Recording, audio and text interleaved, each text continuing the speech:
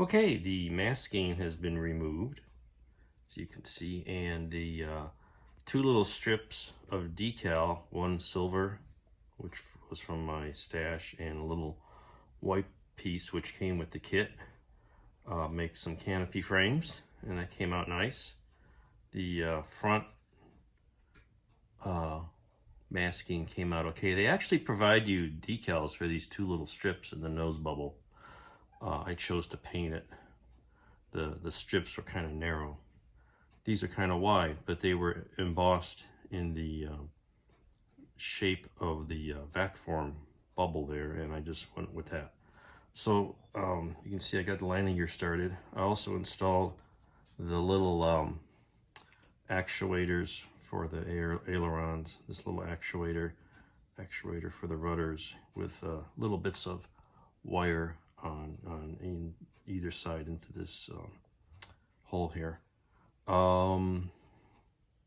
Let's see. So then onto the landing gear. This little piece here, this shallow V-shaped piece, broke. As you can see, it's pretty skinny and fragile. But it's on there now. The side pieces are wire. Let's see, I get a better angle here for you. There we go. And get some better lighting here. And maybe if I go this way. Yeah, that's it. These pieces are metal, come with the kit. I had to trim them down a little bit. And then the next piece will be attached from here to that hub. And I just let that set up overnight. I'm using this white glue again to kind of tack it together because it gives you some stickiness. CA has no stickiness. And this is nice because you can get it to hold it. And if you want to come back with some very thin CA and kind of cement it all solid. So we'll get that together, fill that in, touch up the paint on the red struts, put the nose gear on, and we'll be on our way. So far so good.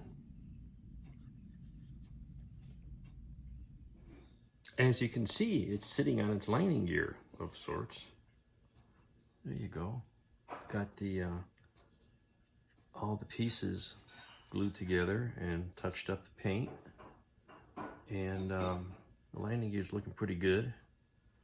I found the kit has some tires. I had to patch up a mold issue and before I paint it. So that'll be the next thing, paint those tires, get them on. And then maybe a little more gloss coat on here. And then I've got the little nose pitot tube. Here it is, being painted. And get that on and should be close to wrapping it up. So after wrapping up the decals, I've wrapped up the final details and it's done, which included nose probe. The main part came with the kit, but I added the little thingy on the bottom, which was fun. Landing gear weren't too bad. It's all kit parts. They're sturdy enough, but you know, obviously it's a pretty fragile kit. I think I might have to touch up these little bumpers on the bottom. The actuators I showed you last time. I added these little aero surfaces, these red ones here, and on the top aft deck there's two little metal ones, or silver colored anyway. And there you go. It's a cute little model.